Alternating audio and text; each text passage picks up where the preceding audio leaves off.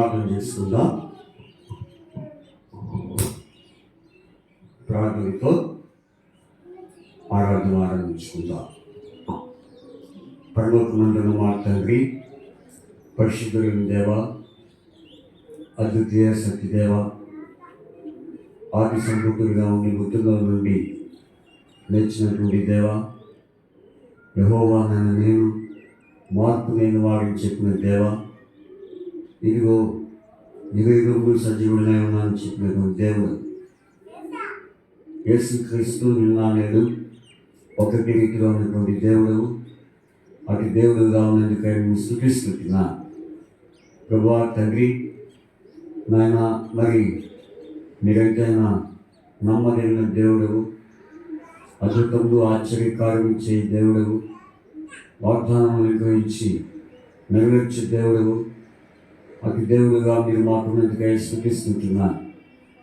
ఈ యెహోవా ఏర్పాటు చేసిన దినము, దీన్ని మనం ఉచ్చరించి సంతోషించడము అన్న మాటను బట్టి ప్రభా ఈ దినమున మరి మీరు మాకు ఇచ్చిన ఆదివారం మరొక పునరుద్ధరణ దినాన్ని బట్టి మేము స్తుతిస్తూ ఉంటున్నాం.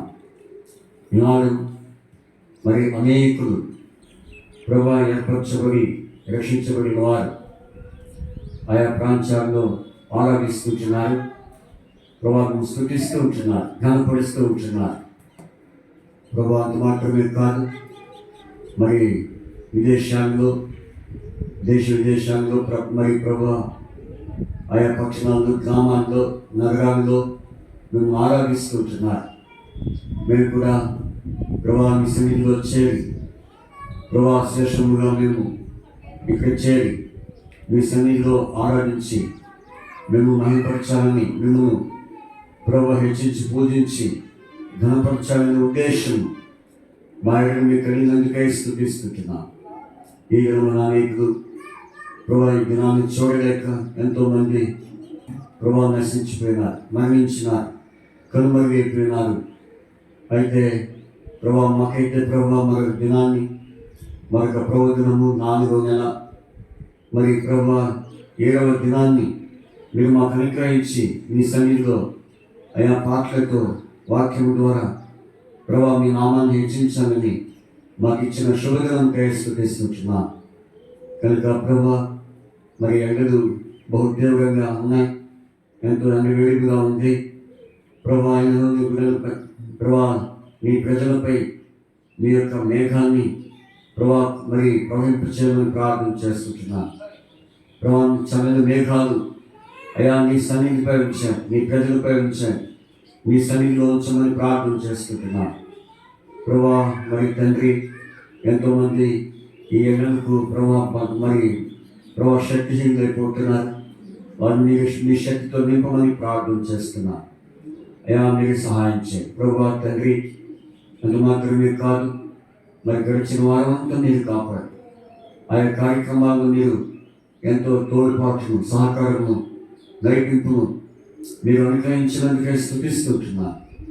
కనుక ముఖ్యంగా హోరేబు, అలాగే ప్రభా మరి ఆయా బ్రాంచెస్ కొరకు ప్రభా మరి హెబ్రోన్ జరుగుతున్న పరిచయం బట్టి నేను స్తుతిస్తుంటున్నా. ఎవరెవరు ప్రభా ఏ ప్రాంతంలోకి పంపబడి ఉన్నారో అయా మీరు వారిని అయా నడిపించి దేవా ప్రభా తండ్రి మీరు వాడుకోవాల్సిందిగా ప్రార్థన చేస్తుంటున్నాను. అంత మాత్రమే కాదు ప్రభా గడిచిన శుక్రవారం మరి ఆత్మకూరులో అక్కడ ప్రభా మీరు పరిచయం వాడుకున్నందుకే స్తుతిస్తుంటున్నా. అట్లే ప్రభా మరి ధనవరంలో కూడా అయా మీరు పరిచయం మీరు ఎంతో సహాయం చేస్తూ వచ్చినందుకే స్తుతిస్తుంటున్నా.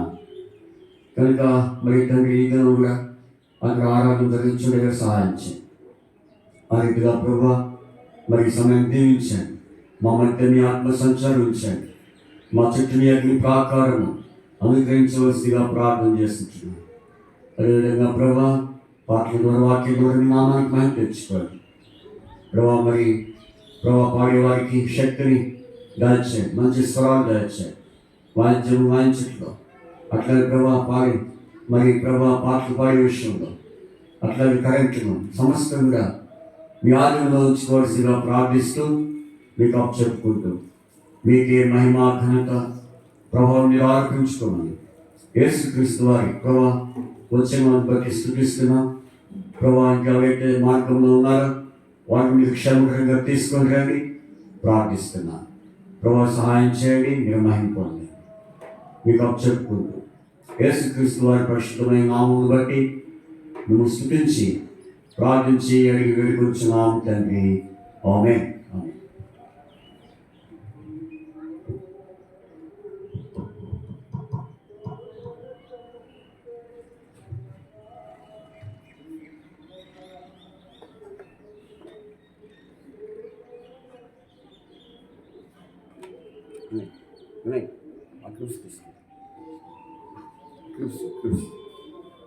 Praise the Lord.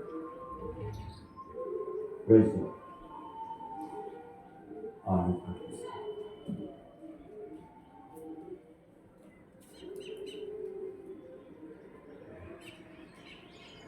మనం పాటలు పాడుకుందాం.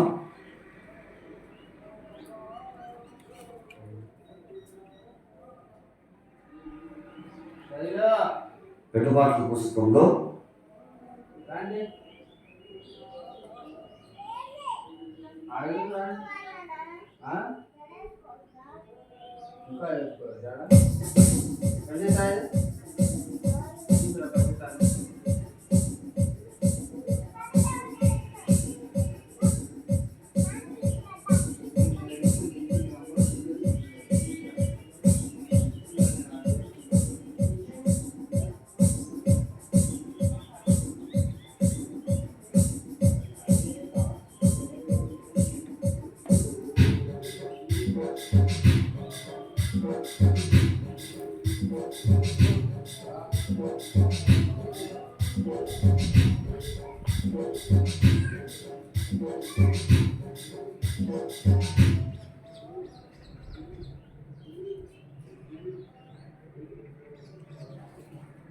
పెట్టుబాట్ల పుస్తకాల్లో 186 పాట పాడుకుందాం.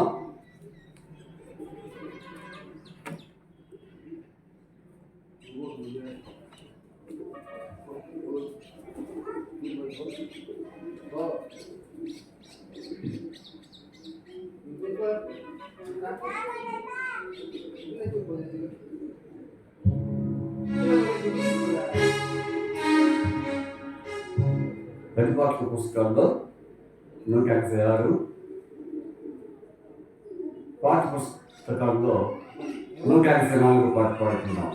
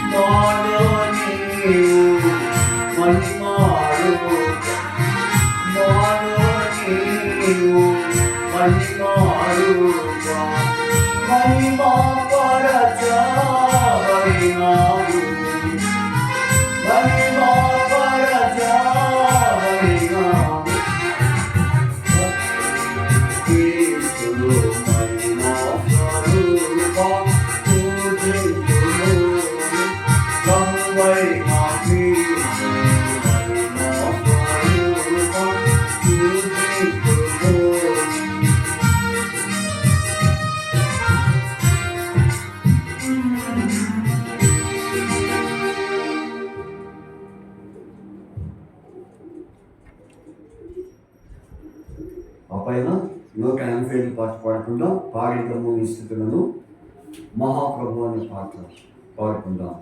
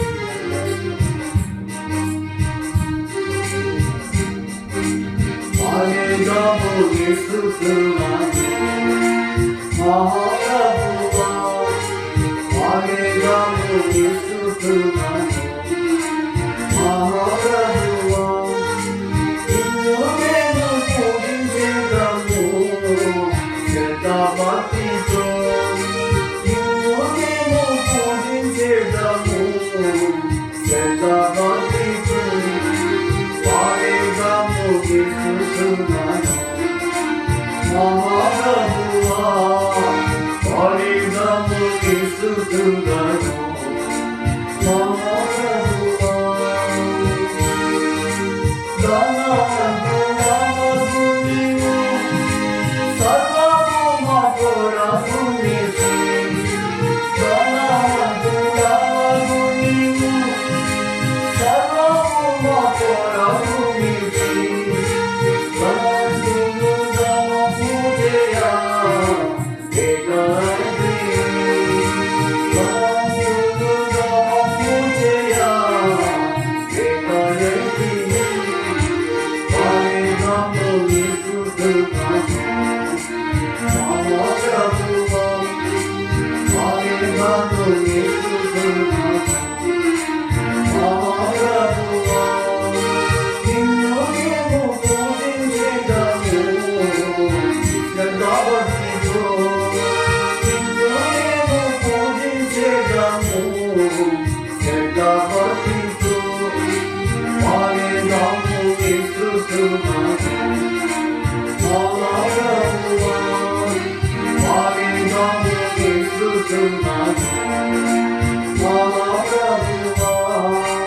దేవుని స్వరూపమయుండి ఎంచవేతు సమానుడని దేవుని స్వరూపమయుండి ఎంచవేతు సమానుడని యుక్తుడై నిందను వారించి దాసుడైతి యుక్తుడై నిందను వారించి దాసుడైతి ఆలయాలు నిస్తుతులను మహాప్రభువా ఆలయాలు నిస్తుతులను మహాప్రభువా నిన్ను మేము పూజించేదము యథార్థితో నిన్ను మేము పూజించేదము యథార్థితో ఆలయాలు నిస్తుతులను మహాప్రభువా ఆలయాలు నిస్తుతులను మహాప్రభువా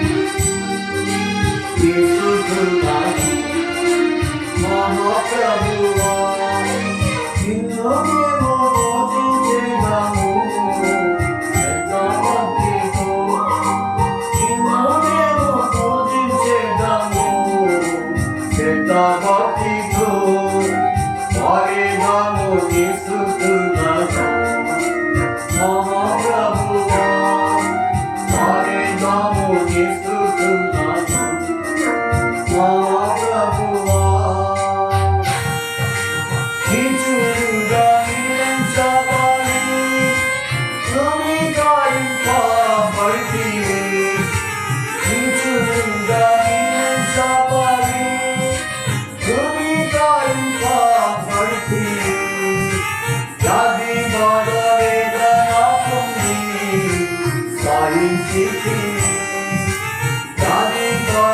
వేదన పొంది సాధించితివి.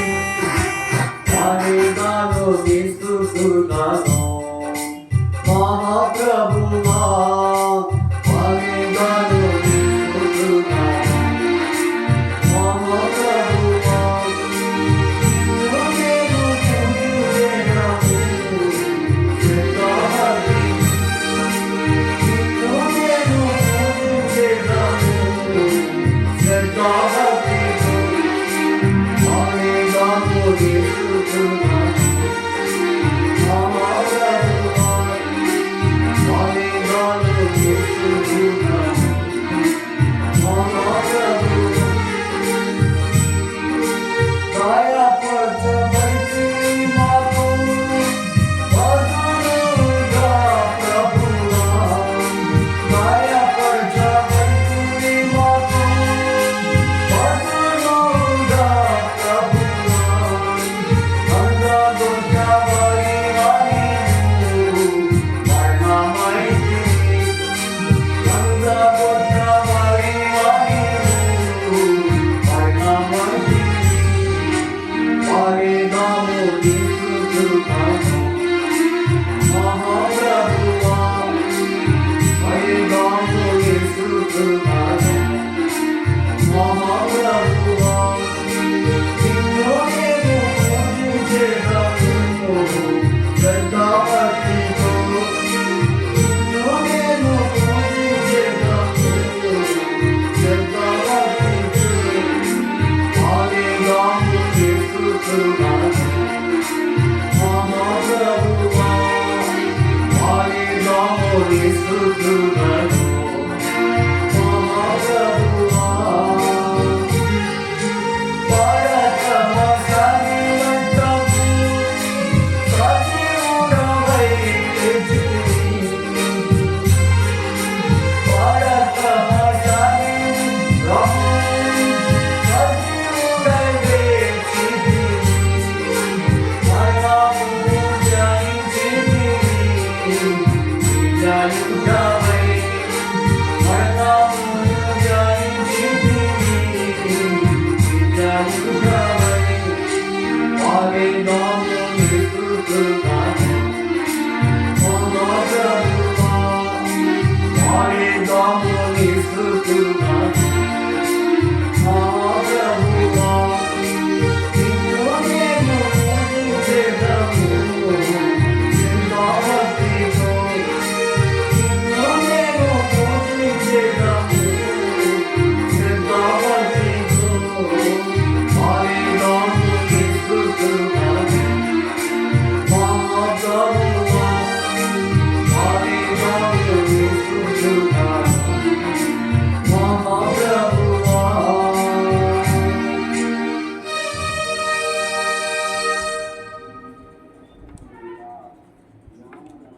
దేవుని వాక్యంలోనికి మనం ప్రవేశించక ముందు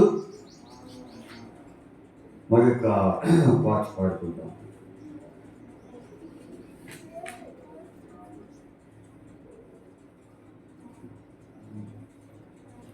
181 పాడుకుందాం.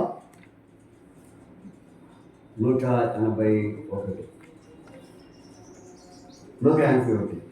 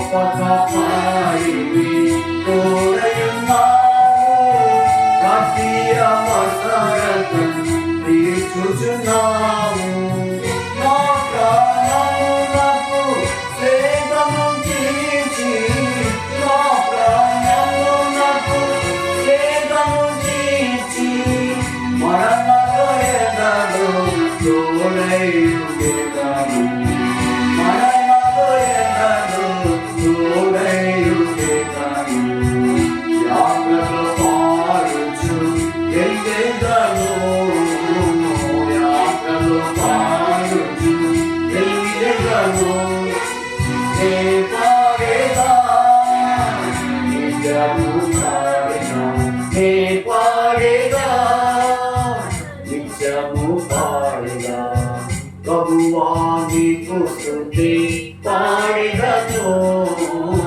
ప్రభువా నీకు స్తుతి పాడేదను నే పాడేదా నిత్యము పాడేదా నే పాడేదా ఆత్మగా కాపాడి సత్యముడము గొర్రెల నీతికి కాపరి నీవై ఆత్మగా కాపాడి సత్యముడము గొర్రెల నీతికి కాపరి నీవై దేశించేదను వంద కాపరులను దేశించేదను వంద కాపరులను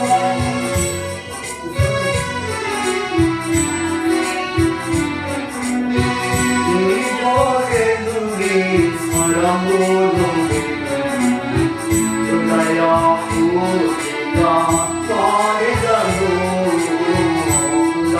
హృదయపూర్తిగా పాడెదను నే పాడేదా నిత్యము పాడేదా నే పాడేదా నిత్యము పాడేదా ప్రభువా నీకు స్తుతి పాడెదను ప్రభువా నే పాడేదా నిత్యము పాడేదా నే పాడేదా ప్రాణనాథాని ప్రేమాయుడను వరదా నీవు నా రక్షణమందువు ప్రాణనాథాని ప్రేమాయుడను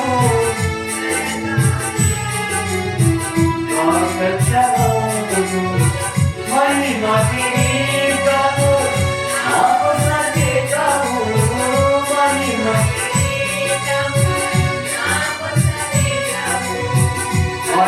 పరమనగరమందు అందుంచెదావు పరమనగరమందు అందుంచెదావు ఎరుగే గీతము పాడెదను గీతము పాడెదను నే పాడేదా నిత్యము పాడేదా నే పాడేదా నిత్యము పాడేదా ప్రభువా నీకు స్తుతి పాడెదను ప్రభువా నీకు స్తుతి పాడెదను నే పాడేదా నిత్యము పాడేదా నే పాడేదా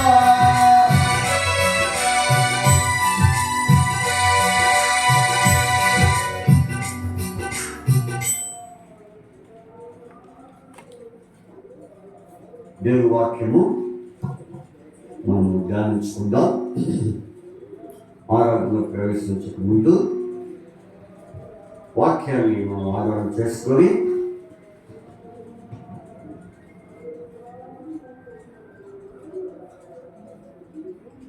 వాక్యము మనం ఆధారం చేసుకొని మరి కొన్ని మాటలు మనము ధ్యానం చేసుకుందాం. చూడండి, కీర్తన 7వ అధ్యాయం. కీర్తన 7వ అధ్యాయము చదువుకుందాం. కీర్తన 7వ అధ్యాయం.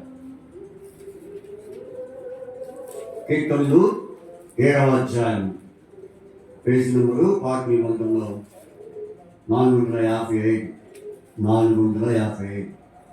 17వ వచనం చదువుకుందాం. కీర్తన 7:17 అందరూ చదువుకుందాం. యెహోవా న్యాయం విధించువాడని నేను ఆయనకు కృతజ్ఞతాస్తుతులు చెల్లించెదను. సర్వోన్నతుడైన యెహోవా నామమును కీర్తించెదను. ఇంకోసారి చదువుదామండి. యెహోవా న్యాయము విధించువాడని నేను ఆయనకు కృతజ్ఞతాస్తుతులు చెల్లించెదను. సర్వోన్నతుడైన యెహోవా నామమును నేను కీర్తించెదను. దేవుడు చదివిన వాక్య భాగం దీవించి ఆశీర్వదించి ఆయన మనతో మాట్లాడును గాక. మనం చదివిన ఈ వాక్యము మరి దావీదు రచించిన కీర్తనగా ఉంటుంది. కాబట్టి దావీదు ఎన్నో అనుభవాలతో అనేకమైన కీర్తనలు ఆయన రాసినారు. కీర్తన రాసిన వారందరిలో ఎక్కువ కీర్తన రాసింది ఎవరంటే దావీదు. మిగిలినటువంటి వారు వాక్యం వినాలి. పేరు కాకుంటే ఇది జరుగు అది మొత్తం గీకేస్తున్నాను పేరు.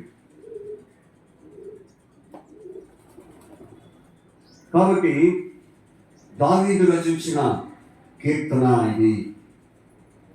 కాబట్టి బెన్యామీను వంశస్థుడైన కూషు చెప్పిన మాటల విషయమై ఎవరు చెప్పిన మాటలు?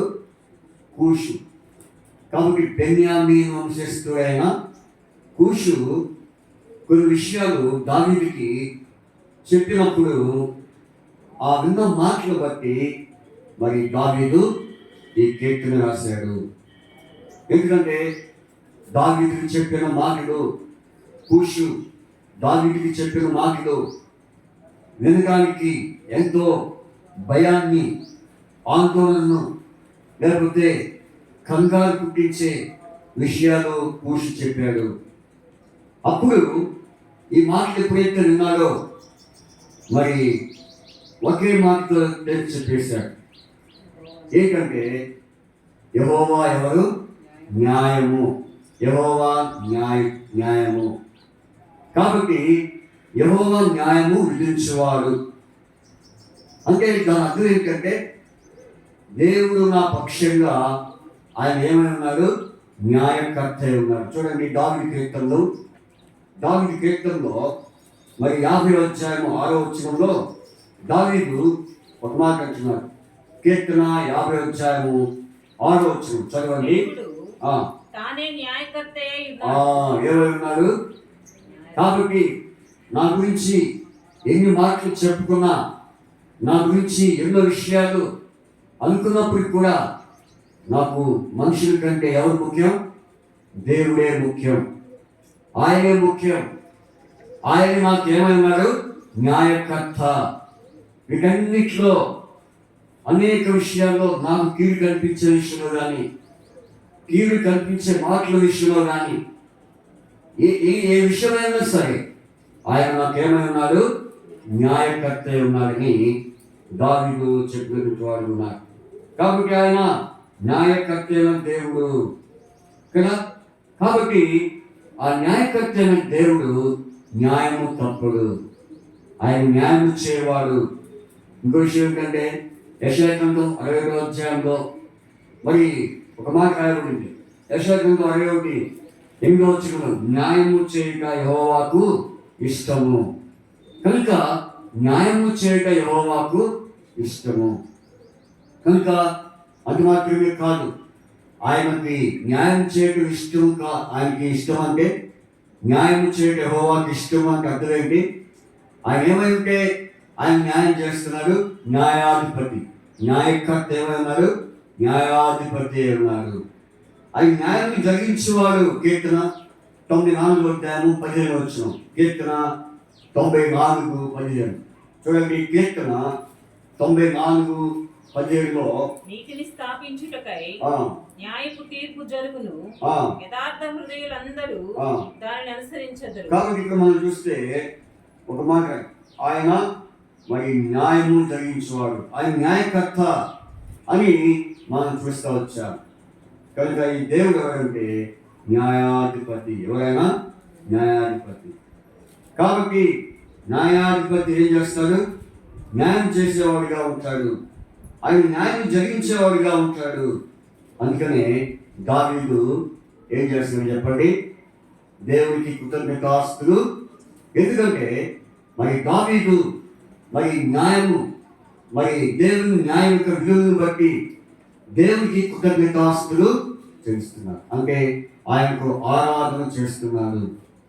ఎందుకంటే దావీదు జీవితంలో దేవుడు ఆయనకు ఎటువంటి న్యాయము జరిగించాడో దాన్ని బట్టి మరి దావీదు దేవునికి కృతజ్ఞతాస్తులు చేస్తున్నాడు. కేవలము న్యాయమును బట్టి, ఆయన న్యాయకర్తగా ఉండి, లేకపోతే ఆయన న్యాయాధిపతిగా ఉండి, ఆయన మరి న్యాయం చేయడానికి ఇష్టమైన దేవుడిగా ఉండి దావీదు జీవితంలో మరి మరి కొన్ని విషయాలు మరి న్యాయం చేస్తూ వచ్చాడు.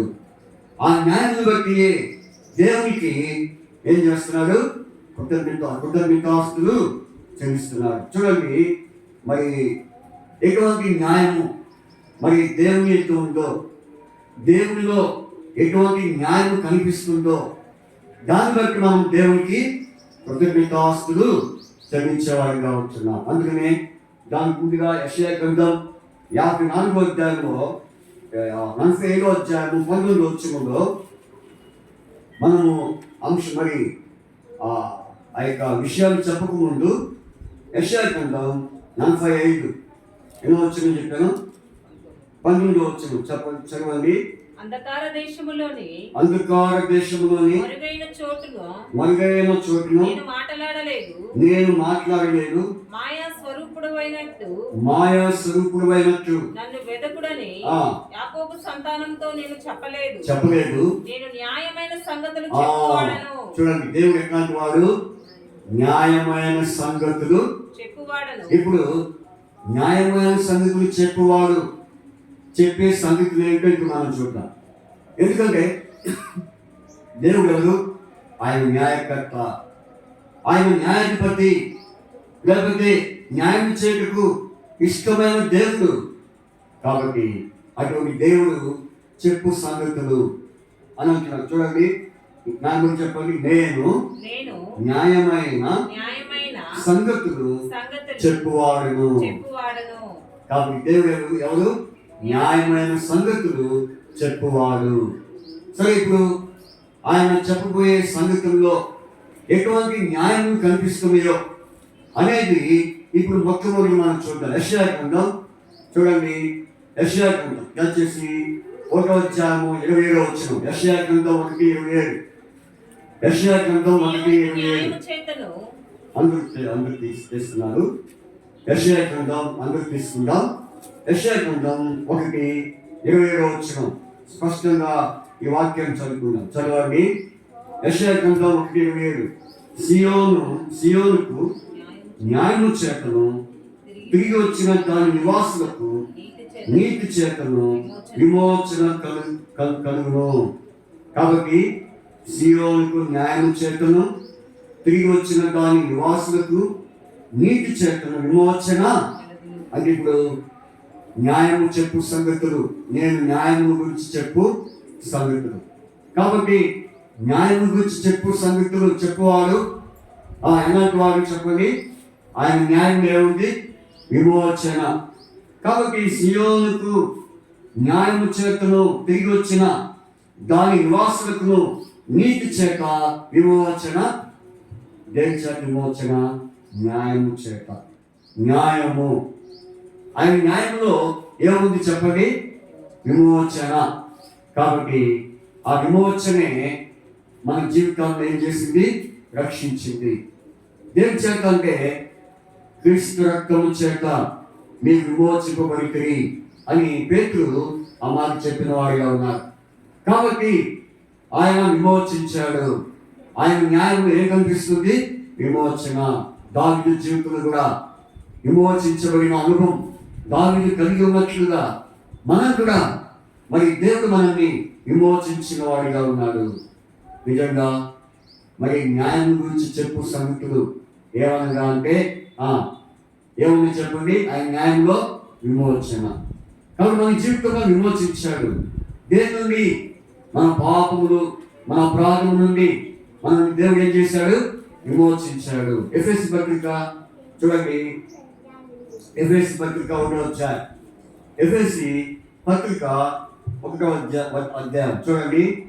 ఎఫెసీ 1వ అధ్యాయం 7వ వచనం, 1:7 వచనంలో దేవుని కృపా మహదైశ్వర్యమును బట్టి అదంతా ఉంది కానీ చదవండి. దేవుని కృపా మహదైశ్వర్యమును బట్టి ఆ ప్రియుని యందు ఆయన రక్తం వలన మనకు విమోచనము అనగా మన అపరాధములకు క్షమాపణ కలిగి ఉన్నది. కాబట్టి 7వ వచనంలో మనం చూస్తే ఆ ప్రియుని యందు ఆయన రక్తం వలన మనకు విమోచన అనగా మన అపరాధములకు, మన పాపములకు క్షమాపణ. కాబట్టి అది విమోచన. కనుక ప్రభువు యేసు క్రీస్తు వారు మన పాపముల కొరకు ఆయన రక్తము కాచిన వాడేయండి. ఆ రక్తం చేత మన పాపములు కడగబడి మనల్ని పరిశుద్ధిగా, నీతిమంతుడిగా, పవిత్రంగా చేసే అనుభవం దేవుడు మనకి ఇచ్చాడు. ఇందులో ఏం కనపడుతుంది? న్యాయము. ఏం కనిపిస్తుంది? న్యాయము. ఆయన న్యాయం ద్వారా వచ్చే మరి కార్యం ఏంటంటే విమోచన. దావీదు ఆయన న్యాయాన్ని బట్టి మరి దేవునికి కృతజ్ఞతాస్తులు చెల్లిస్తున్నాడు. ఎందుకంటే విమోచించాడు కనుక. మనల్ని కూడా ప్రభువు యేసు క్రీస్తు వారు ఈ లోకానికి వచ్చి ఆయన జీవించి మన పాపముల కొరకై తన రక్తాన్ని కాచి ఆ రక్తం ద్వారా మన పాపము కడిగి మనం పవిత్రంగా చేసి, పరిశుద్ధంగా చేసి, ఆ యొక్క పాపం ద్వారా వచ్చే జీతం మరణం అనగా అగ్ని కూడా ఉండి మనం తప్పించి మనకి ఏ కలుగు చేశాడు? విమోచన అనబడి రక్షణ. కాబట్టి రక్షణ, మరణంలో నుండి జీవంలోనికి దేవుడు మనల్ని దాటింప చేసే అనుభవం మనందరికి దేవుడు కలుగు చేశాడు. కాబట్టి ఇది మొదటి సంగతి. న్యాయములో కనబడేది విమోచన. రెండవ చూడండి, రెండవదిగా కీర్తన 119, కీర్తనలు 119 172 వచ్చిన కీర్తన 119 172 వచ్చిన చదవాలి. అందరూ తీసుకున్నాం, చదువుతూ బాగుంటుంది. ఇంకా తీసుకుని ఉన్నాము. కీర్తన 119 172 వచ్చిన కీర్తన 119 172 వచ్చిన చదవండి. నీ ఆజ్ఞలన్నీ న్యాయములు, నీ వాక్యము గుర్చిన నా నాలుక పాడును. నీ ఆజ్ఞలన్నీ ఎలాంటివి? న్యాయములు. దేవుని ఆజ్ఞలు ఎలాంటివి చెప్పండి? న్యాయమైనవి. మొదటిగా ఆయన న్యాయము కనపడేది ఏంటి? విమోచన. దేవుడు మనం విమోచించాడు, ఆయన రక్షించాడు, పరలోకం అనుగ్రహించాడు, నరకం తప్పించి పరలోకాన్ని అనుగ్రహించే అనుభవాన్ని దేవుడు మనకు ఆ ధన్యతను అనుగ్రహించాడు. ఇది ఎన్నో విషయం, మొదటి విషయం. రెండో విషయం, రక్షించబడిన తర్వాత మరి దేవుడు మన జీవితంలో మనకి ఏం అనుగ్రహించాడు? ఆజ్ఞలు. ఆజ్ఞలు. దేవుని ఆజ్ఞలు ఏం కనపడుతున్నాయి? న్యాయము. ఆయన న్యాయంలో ఏమున్నాయి? ఆజ్ఞలు. అందుకనే మరి ఏంటి ఆజ్ఞలు అంటే మొట్టమొదటిగా దేవుడికి మోషకి ఇచ్చిన ఆజ్ఞలు ఎన్ని 10 కమాండ్స్. కాబట్టి 10 ఆజ్ఞలు దేవుడు ఇచ్చాడు. ఆ ఆజ్ఞలన్నిటినీ మరి దేవుడు మనకు అనుగ్రహించి మనం నడిపించిన వాడుగా ఉన్నాడు. కాబట్టి ఆ ఆజ్ఞలన్నింటిలో ఏది కూడా న్యాయము తప్పేదిగా లేదు. మనం తప్పుతాం కానీ దేవుడు ఇచ్చిన ఆజ్ఞలన్నీ కూడా మనం తప్పిపోయిన వాడిని ఉన్నాం కానీ ఆయన ఆజ్ఞలో ఒకటి కూడా తప్పిపోదు. కాబట్టి ఏంటి ఆ 10 ఆజ్ఞలు చెప్తారా? చెప్తావా? 10 ఆజ్ఞలు చెప్తావా? మరి ఏ కంట్రోల్ చేస్తున్నారు చెప్పి 10 కమాండ్స్ వచ్చా? Look at me. 10 కమాండ్స్ విన్నావా? ఎన్ని మొత్తం?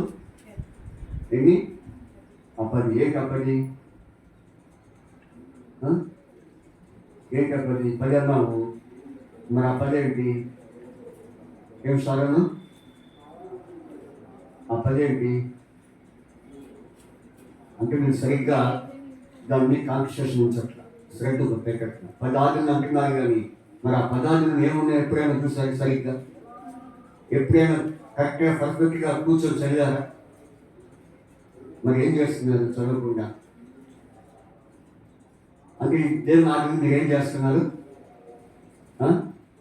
సరే పాటించి అట్లా ఉంచండి. అసలు మీరు సరిగ్గా చదవకపోతే అదంతా తప్పది. కాబట్టి దేవుడు ఇచ్చిన ఆజ్ఞలు ఎట్లాంటివి?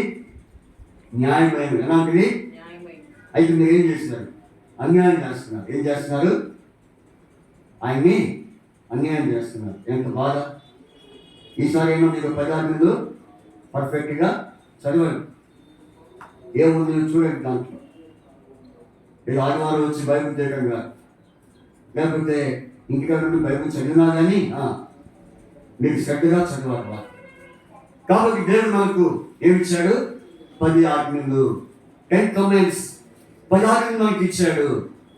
అవి అందులో 5 ఆజ్ఞలు చూడండి. ఆ ఆజ్ఞ మనం చూసుకుందాం. చూడండి 5 ఆజ్ఞలు. నిర్గమాకాండము 20 వచ్చారు. నిర్గమాకాండము 20 వచ్చారు. 5 ఆజ్ఞలు చదవండి ఎవరైనా.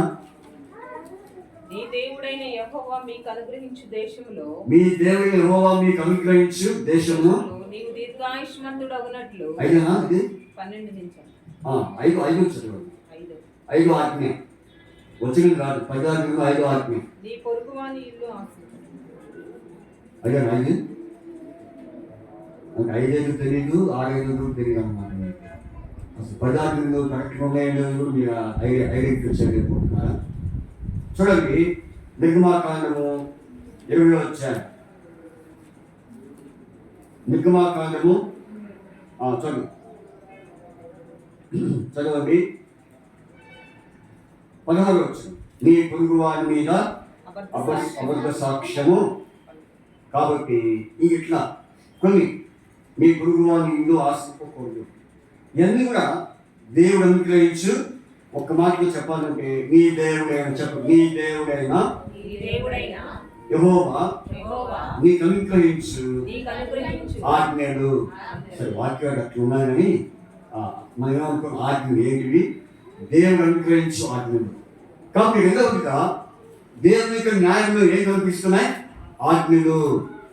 దేవుని ఆజ్ఞలు ఆయన మనకి ఇచ్చాడు. ఆ ఆజ్ఞలో ఒక్క టైంలో మనము మరి నడుచుకోవడానికి దేవుడు మనకు ఎంతో ఒప్పించాడు. కాబట్టి ఇది ఎన్నో విషయం? 3వ విషయం. 2వ విషయం. 3వ విషయం చూడండి. కీర్తనలు 97 వచ్చారు 2వ వచనం. కీర్తన 97:2. కీర్తన 97 2వ వచనం. కీర్తన 97 2వ వచనం. కీర్తన 97 2వ వచనం చదువుకుందా. కీర్తన 97 2వ వచనం. మేఘాంధకారములు ఆయన చుట్టూ ఉండెను, నీతి న్యాయములు ఆయన సింహాసనకు ఆధారము. నీతి న్యాయములు. కాబట్టి మొదటిగా ఆయన న్యాయంలో ఏం కనిపిస్తుంది? విమోచన. ఆ విమోచన దేవుడు మనకి ఇచ్చాడు, మనకు అనుగ్రహించాడు. రెండవదిగా దేవుని న్యాయంలో ఏమున్నాయి చెప్పండి? ఆజ్ఞలు. కాబట్టి దావీదు దేవుని ఆజ్ఞను బట్టి ఆయన దేవునికి కృతజ్ఞతాస్తుతి చెల్లించాడు. దేవుని ఆజ్ఞను బట్టి ఆయన ఆరాధించాడు. మూడవదిగా మనం చూస్తే మూడవదిగా నీతి న్యాయములు. నీతి న్యాయములు అంటే ఆయన న్యాయం ఏముంది? నీతి. అందుకని ఆయన నీతిమంతుడు. ఆయన నీతిమంతుడైన న్యాయాధిపతి అని బైబిల్లో రాయబడింది. కాబట్టి నీతిమంతుడైన న్యాయాధిపతి ఎవరు? ప్రభువైన యేసుక్రీస్తు వారు. ఆయన నీతివంతుడిగా ఉండి నీతి కార్యాన్ని జరిగించేవాడు. అయితే మనం ఎట్లాంటి వారు? నీతి లేని వారు. ఈ లోకంలో మరి న్యాయకర్తలు, న్యాయాధిపతులు, మరి ఎంతోమంది మనుషులు ఎలాంటి వారు? నీతి లేని వారు. అందుకనే మరి దుర్నీతి పరులు, అవినీతి పరులు, తర్వాత స్వనీతి, సొంత నీతి కలిగి జీవించినటువంటి వారు. అయితే మన దేవుడు ఎలాంటి వాడు? నీతి న్యాయములు. ఆయన న్యాయంలో నీతి కనిపిస్తూ ఉంది. అందుకనే ప్రభువా నీవు నీతి న్యాయం గలవాడని నిన్ను ఆరాధిస్తున్నాను అని చెప్పి మనం ప్రభుని ఆరాధించేవాడిగా ఉంటున్నాం. ఇది మరి ఎన్నో విషయాలు చెప్పుకున్నాము. 3వ విషయం. 4వ విషయం చూడండి, కీర్తన 146. కీర్తన 146. కీర్తనలు 146 7వ వచనం చూడండి. కీర్తన 146 7 చదవండి. బాధపరచబడు వారికి ఆయన న్యాయము తీర్చును. ఆకలి కొనిన వారికి ఆహారము దయచేయును. ఎవరికి న్యాయం చేయవాడు? బాధపరచబడు వారికి ఆయన. ఇప్పుడు ఆయన న్యాయంలో ఏం కనిపిస్తుంది చెప్పండి? బాధపడు వారికి ఏ న్యాయము? సహాయం చేసే న్యాయము. బాధలు ఉన్న వారిని, కుంగిపోయిన వారిని, నిరాశలు ఉన్న వారిని, నిస్పృహలు ఉన్న వారిని ప్రభు ఏం చేసేవాడు? ఆదరించేవాడు. ఆయన ఆదుకునేవాడు, సహాయం చేసేవాడిని ఈ వాక్యం ద్వారా మనం అర్థం చేసుకోవాలి. కాబట్టి బాధపరచబడి వారికి ఆయన ఏం తీస్తాడు? న్యాయము. నిజంగా దావీదు జీవితంలో ఎన్నో బాధలు, ఎన్నో శ్రమలు, ఎన్నో శోధనలు, ఎన్నో ఇబ్బందులు, హింసలు, ఎన్నో బెదిరింపులు, అదిరింపులు, ఇవన్నీ దేని కారణము? బాధకే కారణం. వీటన్నిటిని బట్టి దావీదు ఎంతో బాధపడుతున్న సమయంలో దేవుడు దావీదుకి ఏం చేశాడు? న్యాయం చేశాడు. 31వ కీర్తన చూడండి. 31వ కీర్తన 7వ వచనం ఒక చక్కని మాట ఉంది. ఆ మాట మనం చదువుదాం. 31 7వ వచనం. కీర్తన 31 7. కీర్తన 31 7. నీవు నా బాధను దృష్టించి ఉన్నావు. ఏ బాధలు ఇవి? బాధల్లో కన్నా ముఖ్యమైన బాధ ఇది ప్రాణ బాధ. ఏ బాధ ఇది? నిజంగా దావీదుకి ఏ బాధ వచ్చింది? ప్రాణానికే వచ్చింది. ఈ ప్రాణ బాధలో మరి దేవుడు ఏం చేశాడు? దృష్టించాడు. నిజంగా మన జీవితాల్లో ఎన్నో బాధలు, శరీర బాధలు, ప్రాణ బాధలు, అనారోగ్యము, మరి బలహీనత, శక్తిహీనత మన శరీరంలో చోటు చేసుకున్నప్పుడు దేవుడు ఏం చేశాడు? మనకు సహాయము అనుగ్రహించాడు. బాధలు, ప్రాణ బాధలు.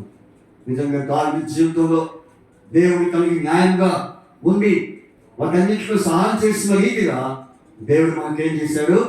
మన బాధలన్నింటిలో ఆయన మనకేం చేశాడు? సహాయం చేశాడు.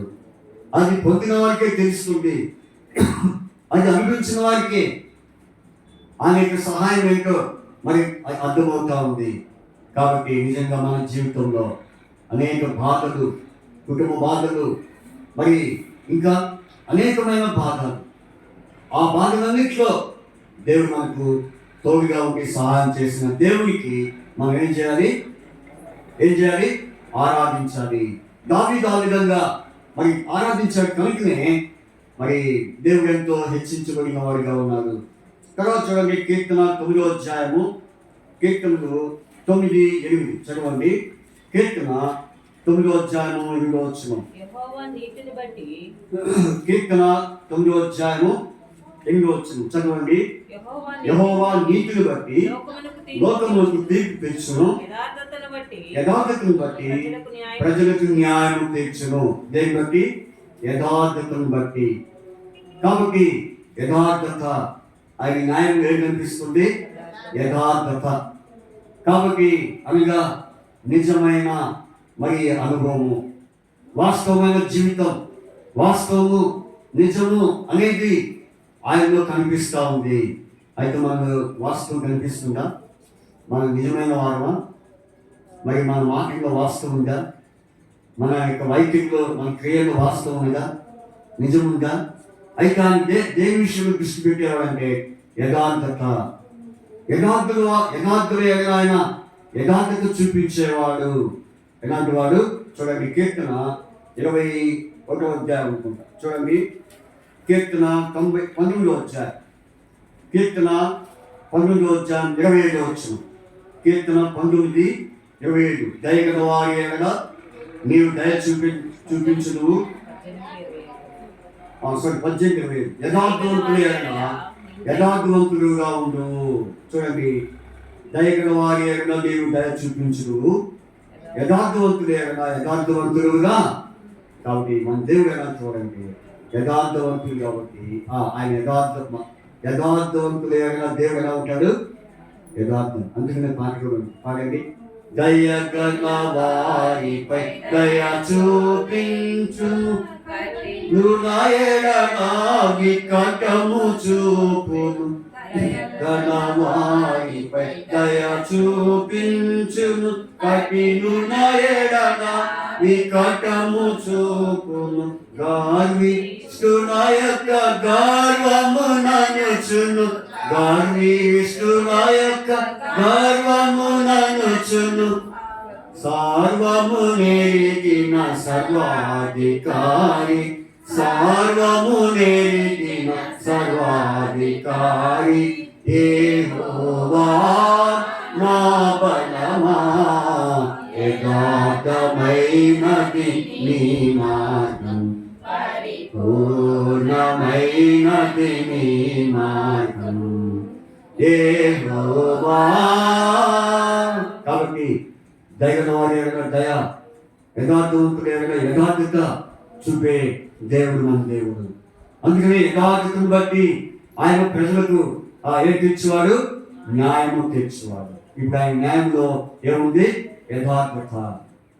దావీదు మరి దేవునిలో యథార్థత చూశాడు కాబట్టి ఆయన న్యాయంలో యథార్థత మరి అనుభవించాడు కాబట్టి దేవునికి ఏం చేశాడు చెప్పండి, కృతజ్ఞతాస్తులు.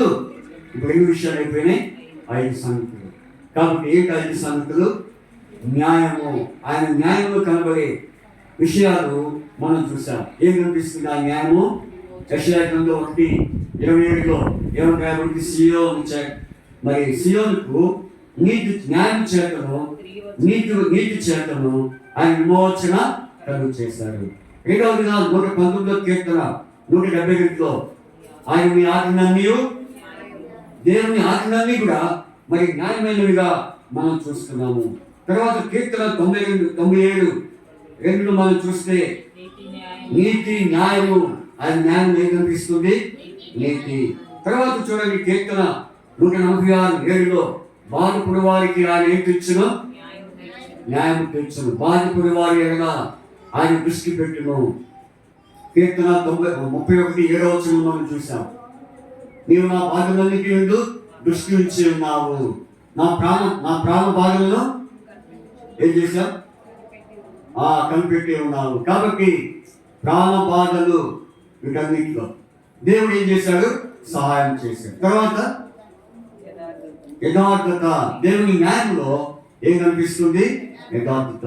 దీన్ని బట్టి దావీదు ఏం చేశాడో చూసి మనం ఆరాధనలో ప్రవేశిద్దాం. చూడండి కీర్తన 7వ అధ్యాయం, కీర్తన 7వ అధ్యాయము 17వ వచనం. కీర్తన 7:17 యెహోవా న్యాయం విధించువాడని మేము ఆయనకు కృతజ్ఞతాస్తులు.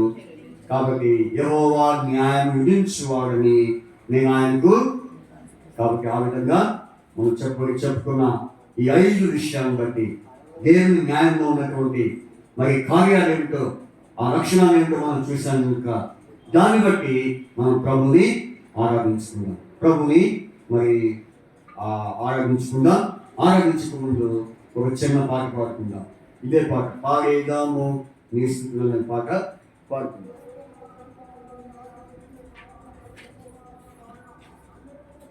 186 పాట,